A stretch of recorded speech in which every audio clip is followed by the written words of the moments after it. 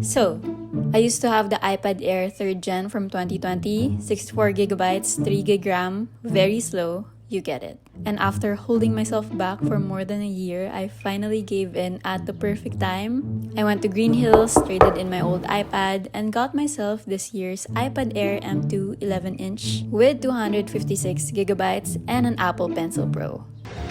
And now, let's go to the unboxing.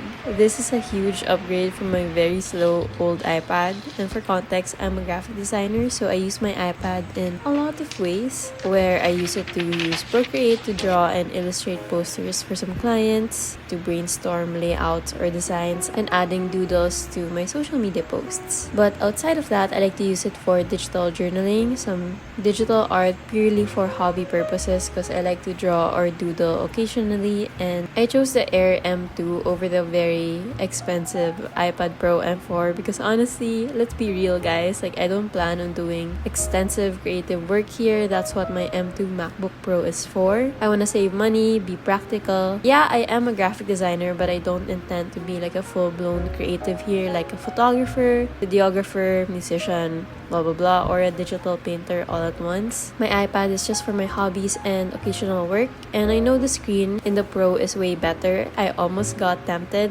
but yeah, again, I'm not on my iPad all the time. I won't really notice the difference because the screen on the Air is already good by itself. Like I'd rather not spend more. I also chose the 11-inch over the 13-inch because I prefer portability. Instead, I prioritized getting a bigger storage, which is 256GB. Also, I love that it's USB-C now. Finally, all of my Apple products and gadgets are. It's super convenient to have to bring less wires now. Plus, I can insert my hard drive on my iPad to access files. I also got the Apple Pencil Pro from the same store in Green Hills. It doesn't have a lot of capabilities at the moment with other apps, to be honest, but I'm just future-proofing myself. My creative self. I want to invest in it in the long term, but I do find the hover, squeeze, and find my pencil to be the most convenient. I just got it, so I've yet to test out its full capabilities, maybe in my next What's in my iPad. But honestly, sometimes the squeeze does get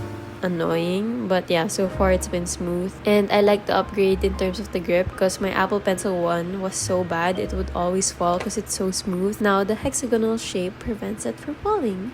Yeah, not much to say here. I think it gives a pretty smooth writing experience. It's just that sometimes I grip the pencil too much that it always activates the squeeze feature, which is annoying, but yeah. Now, for the accessories, I wanted to buy more, but I controlled myself from spending too much already. I just bought the essentials. I guess I'll just buy more when my wallet has recovered. First is a privacy screen protector because I don't want no nosy bitch, guys. Kidding. But the catch is it's actually removable because it's magnetic. I have commitment issues, so I only plan to use the privacy screen protector when I'm out in public or around my family because I get really conscious when journaling or just making art on my iPad. Like, I really don't want anyone looking. I also took so long in deciding what case to buy. Like, there's so many choices. I wanted the cute ones too, but I prioritized being practical first. I wanted my case to do 3 things. One is to have a foldable cover to protect my screen, but also so that I can fold it to make my iPad stand up.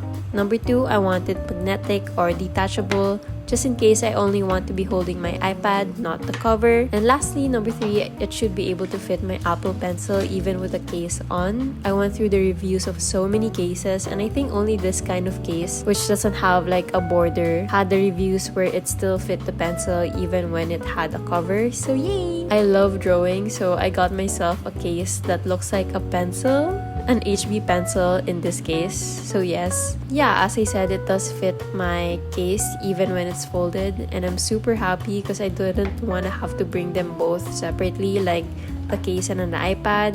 And actually, I fold my case the other way around, like the pencil cover first and then the iPad cover, so that way it actually locks. Because if I do the iPad cover first, then the pencil cover, it doesn't really close. So yeah, you gotta do what you gotta do.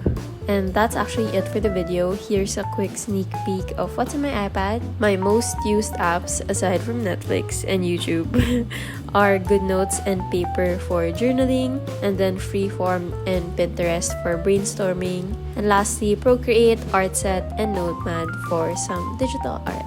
Stay tuned for more in-depth what's in my iPad soon, but maybe when the new iPad OS 18 just comes out. Thanks again for watching this video.